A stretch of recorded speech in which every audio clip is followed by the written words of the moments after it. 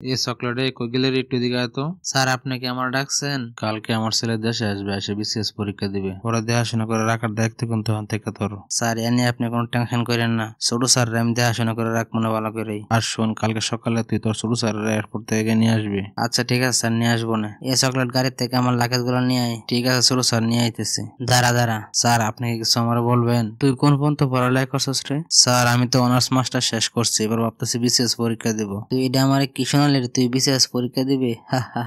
কই তুই আমাদের বাড়ির একটা চাকর আর কই বিসিএস পরীক্ষা? তুই কি বিষয়টা একবার ভাইবা দেখছস? স্যার আমি কিন্তু অনেক ভালো স্টুডেন্ট, রেজাল্ট কিন্তু আমার অনেক ভালো, আর আমার বিশ্বাস আমি পারবো। আরে ওই গরিব ফকিনীর বাচ্চা, এইগুলা বিসিএস তোদের জন্য না, আমাদের মতন টাকাওয়ালাদের জন্য। কিরে চকলেট, তুই কাজ কাম বাদ দে না একটা ক্লাব বসে রয়েছিস, কারণ কি? স্যার আমি তো বাড়ির সবকিছু কাজ সাইরে এখানে বসলাম মাত্র। তুই দিয়ে আমার মুখে মুখে তর্ক করা শুরু করে দিছস। তোর হাতে এটা কি লয়ে বই রয়েছিস রে দিহি? স্যার এটা একটা বই, আমি একটু বসে পড়তেছিলাম আর কি। তুই আবার বই পড়ে কি করবি রে? কাজ কাম ফাঁকি দে না, এসে বসে রয়েছিস, তা কাজ কাম করগা। আব্বু শুনলাম এই চাকরের বাচ্চা নাকি আবার বিসিএস পরীক্ষা দিবে, আমার হাসি পায়ের কথা শুনে। বাবু তুই আমার এটা কি শোনালি রে? আমারও তো হাসি পাইতেছে রে। ফকিনের বাচ্চার ক্যাডার হইতে মন চাইছে নাকি আবার? দেখ সকালে এসে বললা বলা চিন্তা আবার আমার হাতে জায়গা ফেলায় দি। দুই বেলা খাইতে পারতেছে, এটা নিয়ে সন্তুষ্ট থাক। এইসব স্বপ্ন তো আর ফকিনেরা দেখে লাভ নাই, এসব আমাদের মতন কোটিপতিদের জন্য। দেখবি আমার ছেলের এবার বিসিএস ক্যাডার বানাই ছাড়বো। স্যার আমার জীবনের স্বপ্ন একটা, একবার বিসিএস পরীক্ষা দিব, আমি বিসিএস ক্যাডার হইতে চাই। এসব আওয়াল ফাওয়াল কথা কইস না তো। আমার ছেলের প্রাইভেট পড়াইতেছি, আমার ছেলের কোচিং করাইতেছি, বিসিএস হইলে একমাত্র আমার ছেলেই হইব। যত সব ফাউল কথাবার্তা, ফকিন্নির দল।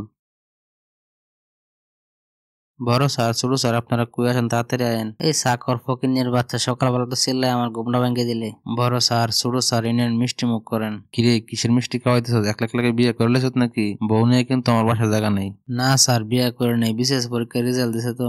ও তার মানে কি আমার ছেলে বিশেষ কাটার হয়ে গেছে? তা তুই এই কথাটা আগে কইবি না? না স্যার ছোট স্যার তো ওয়েটিং লিস্টে নামায় নাই। তাহলে তুই শুধু শুধু মিষ্টি আনছিস কে? স্যার আমি বিশেষ পরীক্ষায় পাস করছি, এতদিন আমার স্বপ্নটা পূর্ণ হইলো, আমি প্রশাসনিক ক্যাডার হইছি।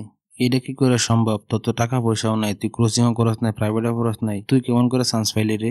স্যার ইচ্ছা থাকলে উপায় হয়। আমি গরিব দেখে আমার নিয়ে আপনি কত কথা বলছেন, কত অহংকার করছেন। আল্লাহ চাইলে সবকিছু সম্ভব। অবশেষে সত্যের জয় হইলো, অহংকারের পতন হইলো। একটা কথা মনে রাখবেন, অহংকার পতনের মূল। মা আমি একটা ভালো চাকরি পাইছি, এখন তোমার বিদেশে নিয়ে চিকিৎসা করামো, তুমি সুস্থ হয়ে যাবা। দেখ বাবা, আমার তো অনেক বয়স হয়ে গেছে, আর কয়দিনই বাঁচবো। আমার পিছনে এত টাকা পয়সা খরচ করা লাগবে না। তোর তোর চাকরি হয়েছে, এতে আমি সন্তুষ্ট। আল্লাহ আমার দোয়া কবুল করছে। মা তুমি এটা কি বলতেছো? যার দোয়া যার ভালোবাসে আজকে আমি এত দৌড়াইছি, সেই কিনে বিনা চিকিৎসায় মারা যাবে? আমি আমার জীবনের শেষ রক্তবিন্দু থাকা অবস্থা তোমার জন্য চেষ্টা করে যাব। আচ্ছা ঠিক আছে, এটা পরে দেখা যাবে না। তুমি অনেক পরিশ্রম করে এসে খাওয়া দাওয়া করো আগে। প্রিয় দর্শক, আপনাদের একটা লাইক কমেন্ট শেয়ার আমাকে অনেক দূর নিয়ে যেতে পারে, তাই ভিডিওটা ভালো লাগলে অবশ্যই একটা লাইক কমেন্ট শেয়ার করে যাবেন। ধন্যবাদ।